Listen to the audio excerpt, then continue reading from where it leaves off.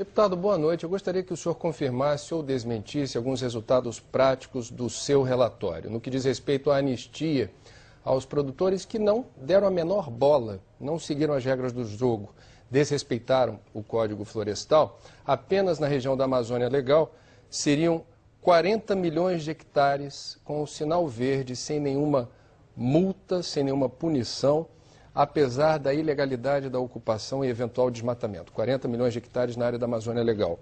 Em relação à isenção da obrigatoriedade dos pequenos produtores de manterem uma área de preservação, essa, na prática, a autorização para o desmate atingiria 135 milhões de hectares e que, segundo dados do INCRA, equivaleriam a 16% do território nacional. Queria saber se esses números batem com os estudos do senhor. E, por último, que garantias o senhor tem de que, na prática, o relatório apresentado e aprovado hoje na comissão não implode a proposta do presidente Lula, ao lado da então ministra-chefe da Casa Civil, Dilma Rousseff, na COP15, na Dinamarca, de redução do desmatamento no Brasil?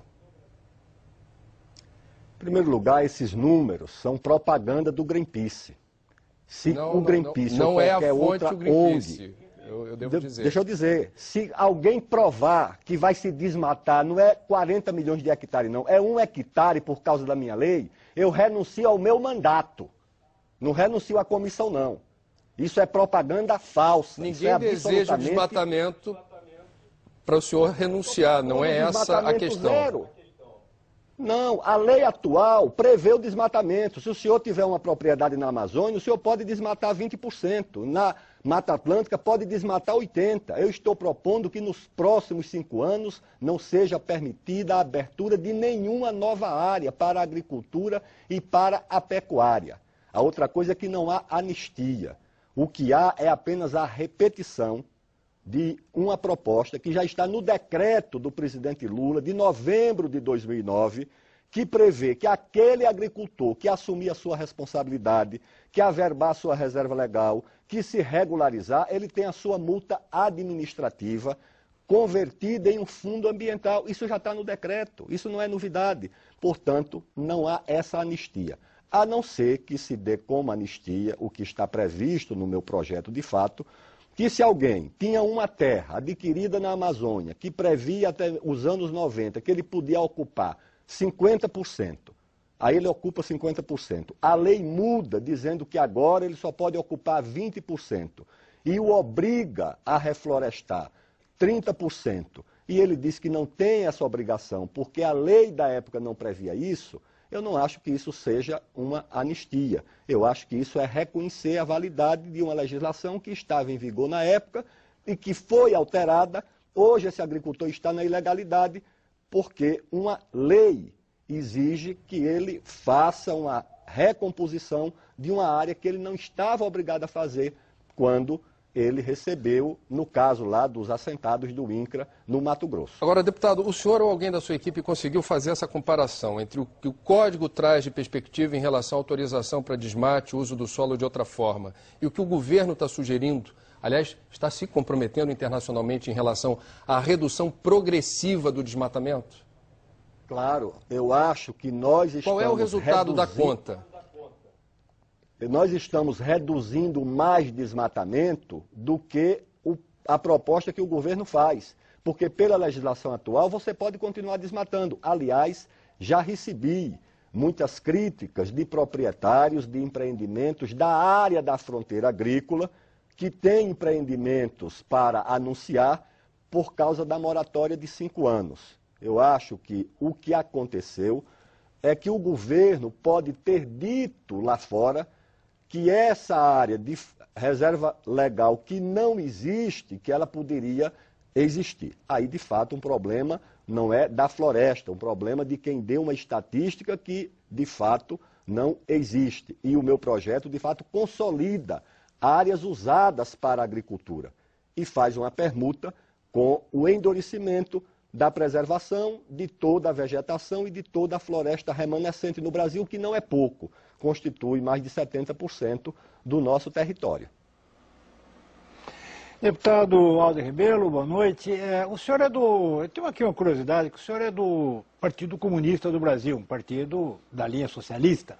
Os ruralistas são capitalistas, proprietários rurais, e segundo a literatura de esquerda, são até um setor considerado atrasado no sistema capitalista, no sistema econômico. A minha pergunta é, como é que se deu essa associação entre o senhor e os ruralistas?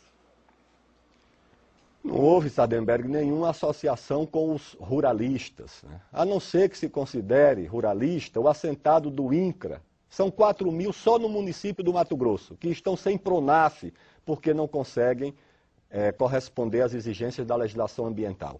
Toda a agricultura cooperativista do Paraná, de Santa Catarina e de São Paulo são pequenos proprietários de 20, 12, 10, 15, no máximo 40 hectares. Toda essa gente está inviabilizada pela situação atual. Então são pequenos produtores com renda média mensal de 1 a 2 salários mínimos. É isso que constitui 90% dos 5,2 milhões de proprietários agrícolas do Brasil.